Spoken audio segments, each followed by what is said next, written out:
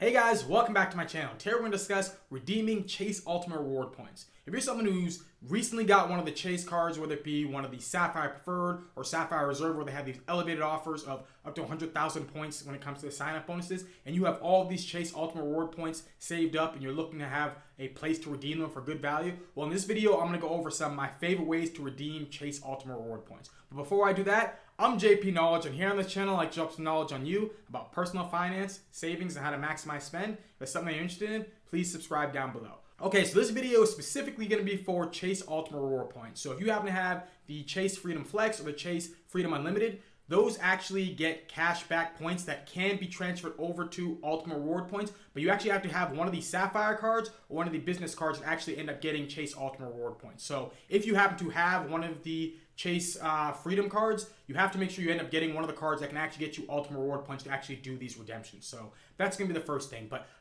to understand Chase Ultimate Reward Points, what you need to understand is just the bare minimum of what you should be looking for when it comes to redeeming value. So with the two cards that you'll actually see right here on the screen, you're going to have the Chase Sapphire Preferred and the Chase Sapphire Reserve. So with the Chase Sapphire Preferred, what you're going to end up getting back is 1.25 cents per point when it comes to the Chase Ultimate Reward Points. And when it comes to the Sapphire Reserve, you end up getting back 1.5 cents per point. So if you happen to actually have gotten the Chase Sapphire Preferred card with the 100K sign-up bonus, that means that what you're looking at is $1,250 as a bare minimum. Actually, you can also include on the spends. You're looking at about $1,300 in travel return from getting that sign-up bonus with that card. Now with the Sapphire Reserve, it actually has a lower sign-up bonus, so I do recommend that people actually do get the Sapphire Preferred first, but then after you end up getting the Sapphire Preferred, if you decide that you want to redeem your points just strictly through travel redemptions from Chase, then I recommend doing it with the Sapphire Reserve because you do end up getting that 1.5 cents per point, which end up making that 100K sign-up bonus end up being worth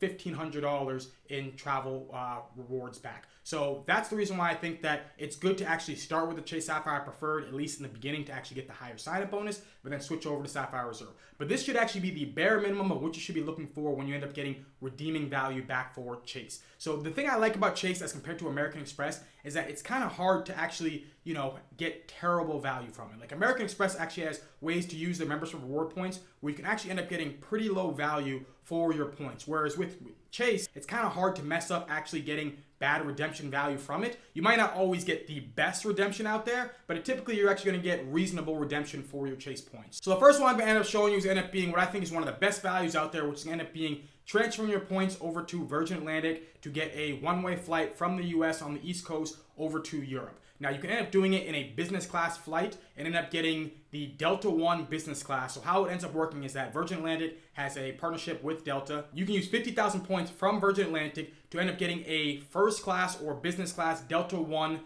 flight over to Europe. So the availability on this isn't always going to be the easiest to find, but if you can find it, it ends up being, I think, a really amazing value. As you can see right here, it's 50,000 points and then $5.60 in taxes and fees. Now this right here is going to be going from, I believe, Detroit over to France. So I was able to find a date where it ended up working out, but you do have to play around with this a reasonable amount to actually find it. But you just have to look for upper class, and then you have to look under Virgin Atlantic, look for a number of different dates, and then try to find one of the best places that you can end up seeing that Delta ends up flying. But a lot of people understand that this is a really good value, so these award tickets end up going pretty quick. But if you can't end up finding this, it's going to end up being a really good value because for 50,000 points and $5.60 in taxes and fees, and if you end up looking at like what the price of the actual ticket is to go Delta One over from the East Coast of the US over to Europe, it ends up being thousands of dollars. So this can end up being a really good value, I think, in my opinion, to actually get this flight right here. Now, Virgin Atlantic is a transfer partner to all the major programs. So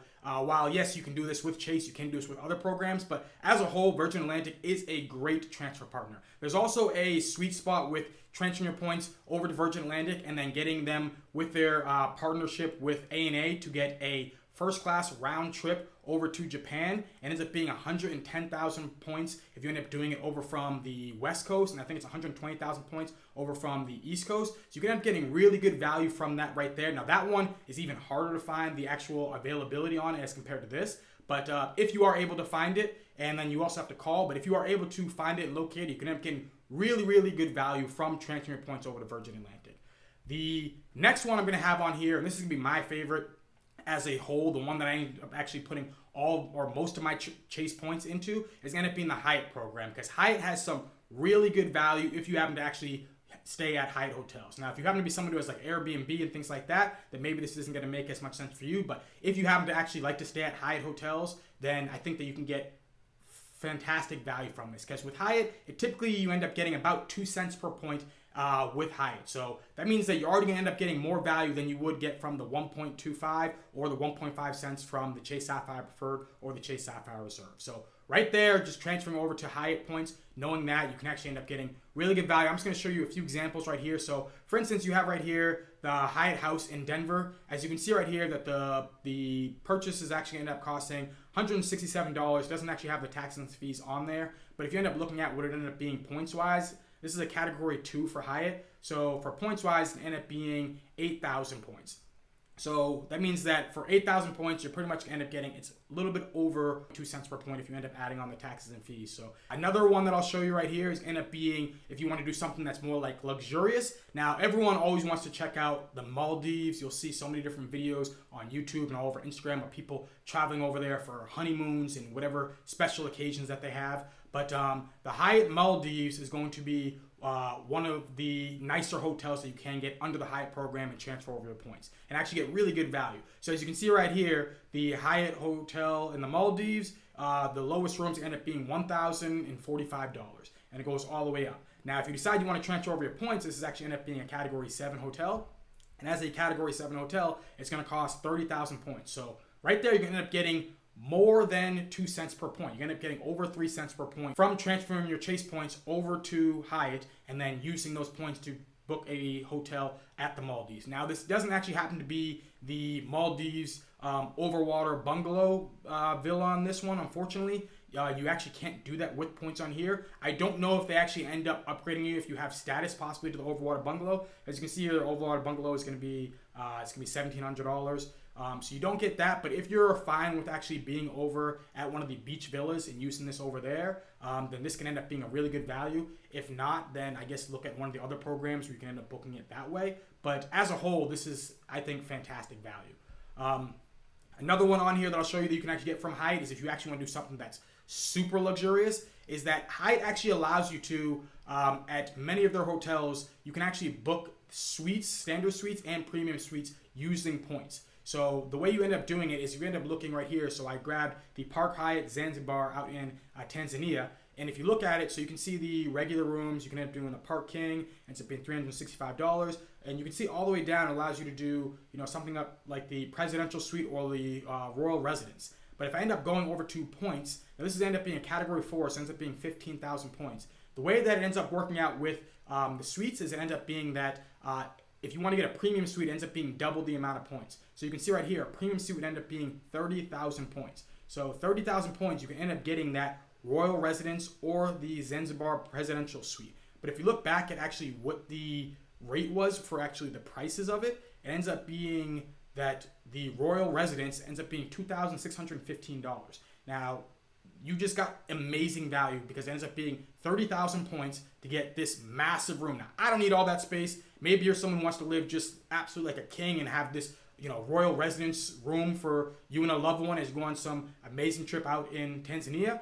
But just know that, this is a place, this is a way you can end up getting incredible value. Now, again, these sweet spots like this, they're not always going to be super easy to locate. So you are going to have to do your research and then try to find the best availability out there for it. But this is just another awesome thing you can actually end up doing when you end up transferring your points from Chase over to Hyatt. And the last one I'm going to do over to Hyatt ends up being if you want to do an all-inclusive resort. So Hyatt has a number of all-inclusive resorts, whether it be one for all adults or one for families. But you can end up transferring your points over to that and end up having an awesome trip for you and either a spouse going to an all-inclusive or possibly booking it for families and end up getting really good value to try to go to one of those. So that's what I would say if you are looking to try to transfer your points. I think that my favorite place to put Chase Ultimate Reward points is going to end up being Hyatt. I think a lot of people end up being in this points and miles game, say the exact same thing. Because you're going to end up getting good value for transferring your points over to Hyatt the majority of the time. I do know if you end up looking at some of these small luxury hotels and resorts, the value, at least at some of those I've seen, haven't been all that great, but the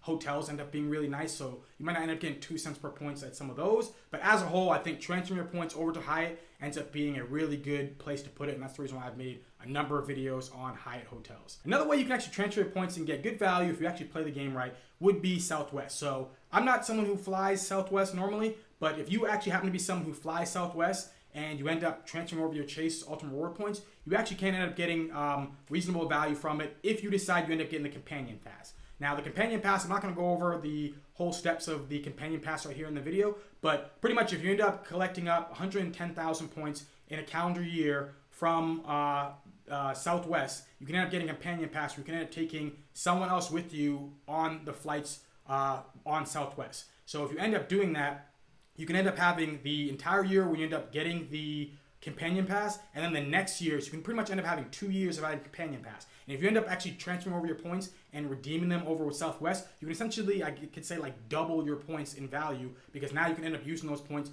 to get a companion to go with you to all the places you would go with Southwest. So this can end up being a really good value if you end up getting the Companion Pass. There isn't going to be like the same type of like, different award charts with Southwest, so you are going to end up getting more of like a fixed value like you would with something like a JetBlue. But if you end up getting the Companion Pass, it can end up being very, very valuable for you and a loved one or a family member or whoever it is you end up traveling a lot with. So I would say that if you are someone who flies Southwest, definitely check out first trying to get the Companion Pass, and then after you end up getting the Companion Pass, then end up using your Chase Ultimate Reward points to transfer over there to get reasonable value. Another place to transfer your points and get good value would end up being with United. Now, for me, one of the more positive things about transferring points and using it on United would end up being that United does not add fuel surcharges. So there are other airline carriers where you can end up using points with them, but then you end up seeing that you have hundreds of dollars of fuel surcharges that end up making it so that the award flight you end up booking ends up costing so much in cash. So you're like, why did I use even all these points? So you don't have to worry about the fuel surcharges with United. And I think that the sweet spot with United end up being their excursionist perk. Now, the way the excursionist perks end up working is that United has a region map that you can see right here on the screen. How it ends up working is that you actually get one stopover where they will not add any miles. And so they still will add the taxes for flying over there. So depending on the taxes for the place you end up going, they will have those taxes over there, but the miles won't cost you anymore. So you can actually end up getting a flight pretty much for free of points for your second flight for the stopover. And then depending on how you booked it, so if you end up booking it in business class, that second flight you end up flying with ends up being business class as well. So that ends up being a really good value right there. And it is nice to know that you can actually end up getting a stopover. So if you happen to be someone who actually wants to travel to multiple places in a region, I would highly recommend looking at transferring your Ultimate Reward points over to United, just so you know that you can end up getting that extra stopover and not have to use extra points with that. So United can end up being a really good transfer partner and using Ultimate Reward points if you end up playing the excursionist perk correctly. And the last one I'm going to have on here is going to be one if you want to end up doing something super luxurious, YOLO, once in a lifetime type of thing, and that would be transferring your points over to Emirates. Now, Emirates has one of the best first class suites out there. You may have seen it before. Casey Nasdaq has put it on his videos, and you'll see a bunch of people who end up putting it on Instagram and all these different things where they end up just showing off how awesome this first class luxurious experience ends up being. But as you maybe have seen before, they have like this awesome suite. They have, amazing champagne, amazing food. It's all this like first class, high level experience. And if you decide that you end up wanting to do this maybe once for like a honeymoon or just some type of special occasion, you can transfer your Ultimate Reward points over to Emirates. Now, transferring your Ultimate Reward points over to Emirates can end up costing a lot of points, but if you end up finding some of the sweet spots, maybe for a special occasion, that end up making sense and making it be worth it for this situation. But one of the nice ones that is out there is going to end up being if you end up flying from New York to Milan, you can end up doing that for 85,000 points. So if you transfer over your points, you can end up getting the one-way flight over there for 85,000 points. And then another one ended up being if you decide to go from New York City over to Dubai, it ended up being 136,250 points. So if you decide you ever want to go to Dubai, I know I actually just met someone a couple weeks ago who was in Dubai who told me that it is absolutely beautiful out there. He said it is so clean. He says that you're not worried about crime. So if that happens to be a place you decide you actually want to go over and travel to and visit, maybe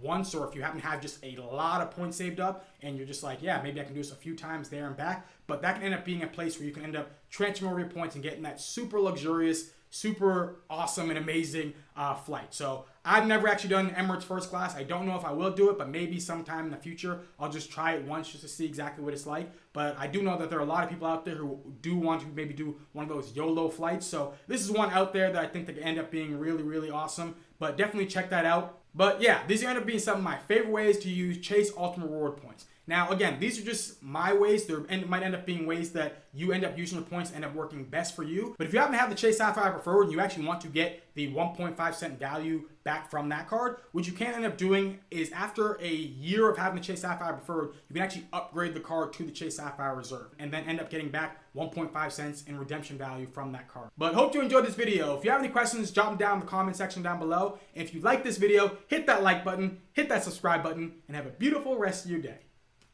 Peace.